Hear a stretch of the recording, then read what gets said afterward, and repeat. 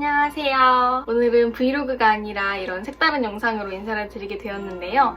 오늘은 드디어 저의 중국어 공부법에 대한 영상을 찍어보려고 합니다. 제가 중국어 브이로그를 올리고 나서 많은 분들이 저에게 중국어를 어떻게 공부를 했냐 물어보셨어요. 그래서 저도 어떤 영상을 올릴까 고민을 하다가 저의 회화 공부법을 먼저 올리기로 하였습니다. 우선 제 소개를 먼저 드리면 저는 중문과를 다니고 있는 대학생이고요. 중국어 공부한 지는 올해로 10년 되었습니다. 열심히 공부한 건 5, 6년 정도 되는 것 같아요. 그리고 먼저 말씀드리고 싶은 건 저는 사실 회화를 위해서 특별히 공부를 해본 적은 없어요. 그렇다기보다는 그냥 중국어를 공부를 하다 보니까 자연스럽게 회화 실력도 따라오게 되었는데요. 그래서 오늘 영상에는 제가 지금까지 적용했던 중국어 공부법 중에서 회화에 좀 도움이 많이 되었던 것 같은 그런 방법을 소개해 드리려고 합니다. 제가 오늘 말씀드리는 건 초급자 분들보다는 한 중급자 분들께 조금 더 적합하다는 말씀 먼저 드릴게요. 저의 중국어 공부 인생에서 빼놓을 수 없는 게 바로 중국 드라마인 것 같은데요. 많은 분들이 외국어 공부를 할 때 드라마를 활용할 것을 추천을 하시잖아요. 제가 중국 드라마를 추천하는 이유는 자연스러운 중국어에 노출될 수 있기 때문입니다. 그리고 책을 통한 공부보다 조금 더 흥미롭게 공부할 수 있기 때문에 꾸준하게 중국어를 공부할 수 있게 해주는 것 같아요.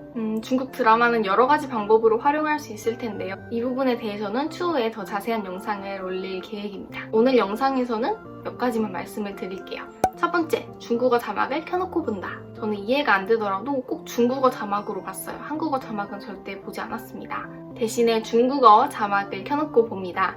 한 가지 팁을 드리자면 유튜브에는 정말 수많은 중국 드라마가 업로드되어 있습니다. 이 영상들에는 모두 중국어 자막이 달려 있으니까 잘 활용하시면 좋을 것 같아요. 두 번째, 그냥 틀어놓고 마음 편히 봅니다. 영상이 있으니까 드라마 내용을 이해하는 건 크게 무리가 없으실 거예요. 그냥 듣기만 해도 중국어에 대한 자연스러운 노출이 가능하기 때문에 이것만 해도 어느 정도 공부가 되기는 합니다. 특히 중국 드라마는 회차가 엄청 많아요. 보통 한 40회 정도 되는 것 같은데 이 40회의 드라마를 모두 보고 나면 한 회에 50분 정도라고 했을 때 드라마 한 편을 전체 보면 거의 2,000분을 중국어에 노출되게 되는 거죠. 이거 자체만 해도 큰 도움이 되실 겁니다. 그리고 세 번째, 반복해서 봅니다. 그냥 중국 드라마를 많이 보다 보면 어느 순간 귀가 열리게 돼요. 하지만 같은 문장을 다시 들었을 때 더 효과가 좋은 것 같습니다. 따라서 공부를 위해서 드라마를 보신다면 같은 드라마, 또 같은 회를 반복해서 보실 것을 추천드립니다. 이렇게 열심히 또 재미있게 중국 드라마를 보다 보면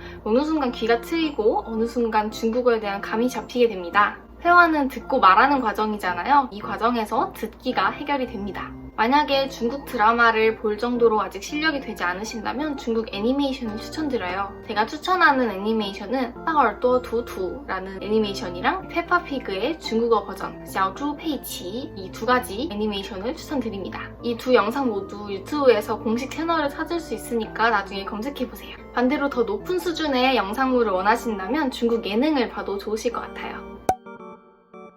첫 번째의 방법과 이어지는 공부 방법인데요. 중국 드라마 공부를 중국어 말하기로 이어지게 만들기 위해서는 중국어를 내 입 밖으로 내뱉는 과정이 필요한 것 같아요. 저는 보통 드라마를 보면서 마음에 드는 문장이나 아니면 약간 이해가 어려웠던 그런 문장이 있으면 그 자리에서 잠깐 드라마를 멈추고 다시 따라합니다. 이 정도만 해도 말하기에 큰 도움이 되더라고요. 만약에 더 열심히 공부할 의지가 있으시다면 더빙을 하는 느낌으로 원어민이 말하는 속도에 맞춰서 말씀을 하시면 됩니다. 이때 중요한 것은 중국인의 말투, 호흡, 끊어읽기, 발음, 어감, 감정 모든 것을 따라 하셔야 돼요. 특히 막 발음과 끊어읽기 이런 거에서 중국어에 대한 감을 찾을 수가 있거든요. 만약에 잘 읽히지 않는 문장이 있다면 그 문장을 한 30번 정도 읽어보세요.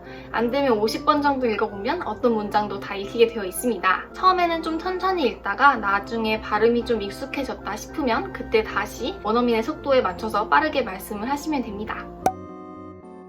중국어 회화 공부법을 소개한다고 했는데 갑자기 HSK 공부가 나와서 조금 뜬금없으시죠?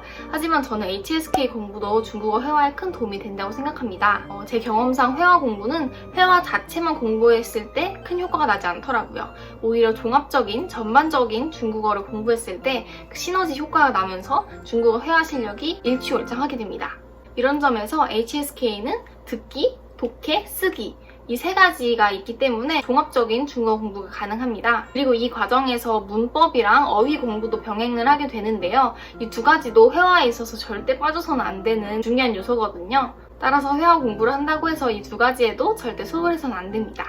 그렇다면 회화에 필요한 말하기는 어떻게 연습하면 좋을까요? 바로 듣기 파일을 활용하는 겁니다. 저는 HSK 공부를 할 때 항상 걸어다니면서 듣기 파일을 들었어요. HSK 듣기는 보통 대화문과 담화문으로 이루어져 있잖아요. 그래서 간단한 문장부터 길고 복잡한 문장까지 두루두루 접할 수가 있습니다. 표준적인 발음이기 때문에 오히려 중국 드라마보다 공부하기는 더 수월하실 거예요. 조금 전에 드라마 대사를 따라했던 것과 마찬가지로 HSK 듣기 파일을 들으면서 원어민의 소리를 그대로 따라하는 과정이 필요합니다. 기본적인 HSK 공부에 이 과정을 더한다면 회화에 더욱더 도움이 되는 공부 방법이 될 겁니다. 이런 시험 공부는 언어의 실질적인 실력 향상에 큰 도움이 되지 않는다는 말도 많이 들으셨을 것 같은데요. 근데 제 생각은 다릅니다. 시험을 위한 공부가 아니라 언어 자체를 위한 공부를 한다면 이런 시험 공부도 충분히 효과적인 공부가 될 수 있거든요. 다시 말해서 시험 점수를 높이는 팁이 아니라 중국어 자체를 공부한다는 생각으로 이런 HSK 공부를 한다면 여러 가지 영역의 중국어 공부에 큰 도움이 될 겁니다. 따라서 중국어 공부에 대한 가이드라인을 잡기 힘드신 분들은 HSK 공부를 적극적으로 활용하셔도 좋을 것 같아요. 제가 오늘 준비한 내용은 여기까지인데요. 제가 처음 이런 영상을 만드는 것 같아서 다소 허접할 수도 있을 것 같아요. 앞으로도 여러 가지 시리즈물로 영상을 올릴 테니까 그 영상들을 참고해주시면 더 좋을 것 같고요. 제가 올해로 10년째 중국어 공부를 하고 있다 보니까 공부 방법이 굉장히 많아요. 그래서 들려드리고 싶은 내용도 굉장히 많은데 그 부분은 차차 다른 영상으로 설명을 드리도록 하겠습니다. 그럼 다음 영상에서 만나요.